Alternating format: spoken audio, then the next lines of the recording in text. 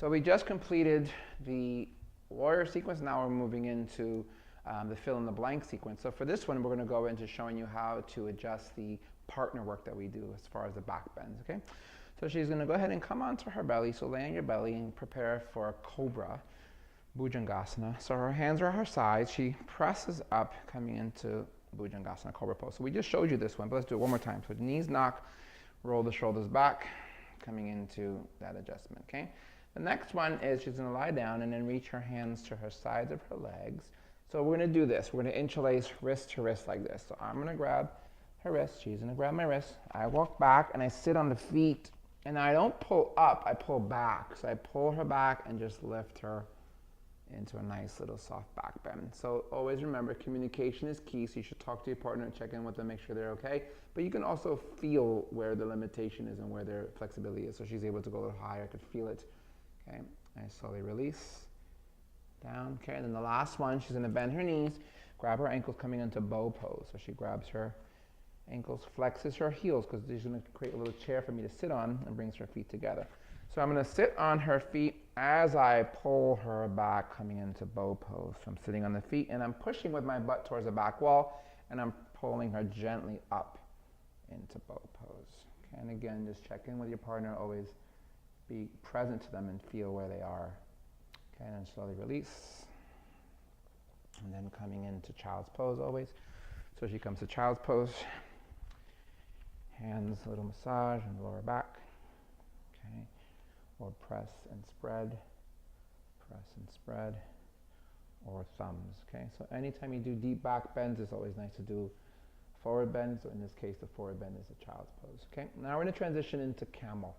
So come into the middle of the mat onto the knees. So for camel pose, a couple variations. The basic one is to start with on the balls of the feet so that the heels are actually higher, because we're going to reach for the heels at some point. So she's going to bring her hands to her lower back, push the pelvis forward. So bring your hands like right here onto your back first. Okay, and just roll the shoulders back. For some, this is it. This is fine, okay?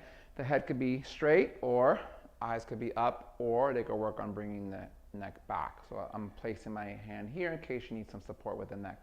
If students have any injuries, of course, discourage them from dropping the neck back to keep the neck up. But let's say she wants to go to the next step. So now she brings her hands onto her heels, okay? So if I release the head, I know that she's okay with that. I come here and gently pull the pelvis forward. You can see she's going deeper into the back bend as I softly pull her forward. I teach the exit this way. Bring the butt down first, so sit down, and then chin down right into child's pose. It's a much softer way to have your students come out. And go into child's pose, yes. It's a much easier way to have your students come out of it is to sit and then exit that way, as opposed to straining back up. I think it's putting a lot of strain on the back, okay? And of course, back into a little massage. So that's the first of the camel pose. Second one, she comes onto her knees.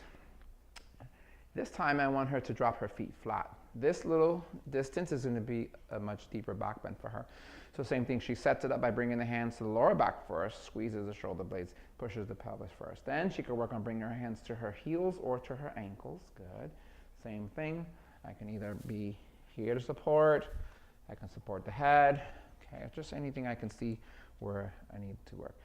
More advanced options, crisscross and other ways to drop. So you want to try crisscross? Okay, she's going to go for it. All right, so I'm going to bring her hand to her either her ankle or her heel, and then hand to either ankle or heel. There you go, nice. So that's another advanced option, to cross the wrists. Okay, and then same thing to exit. Softly sit down first, chin down second, child's pose last, and then rest in child's pose. Okay, so that's for camel pose, a nice little sequence. So we always say that back bends go together with forward bends. They counter each other. So now let's go into a seated, just legs straight out. Just sit up and just put your legs straight. So now we're going to go into a little forward bend sequence that we do. So inhale, hands above the head. Exhale, reaching for the toes.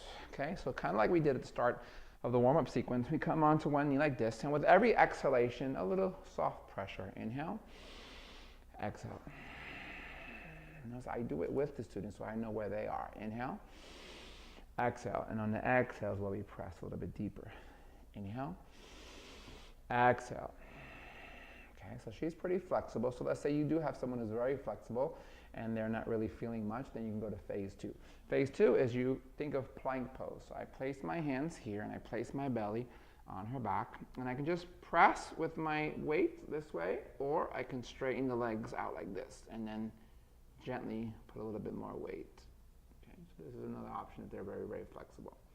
And then slowly release, and she rises up.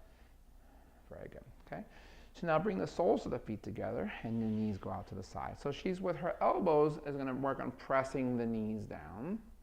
With my hands, I'm going to be behind her and kind of like right by the knee area. I'm going to inhale with her.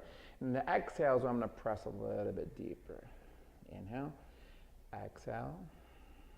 One more time, inhale and exhale. Okay, so she's pretty flexible. So then we go to phase 2. So now she's going to reach her feet a little bit away from the body, just a little bit touch. Good. Now bring your elbows to touch the mat, and then she's reaching down this way. So again, I can press here, but she's pretty flexible there. With my belly or my chest, I sink down, and she can reach her hands forward if you want. You can reach your hands forward. So inhale, exhale. So my belly and my chest, I'm pressing down. With my hands, I'm pressing down. Inhale, exhale. And then slowly release. And then you may want to help them squeeze their knees together and coming into that. Okay, so that's a nice little forward bend sequence, hip opener sequence. There's one more I want to show, so go ahead and straighten the legs and move up just a little bit. Yeah.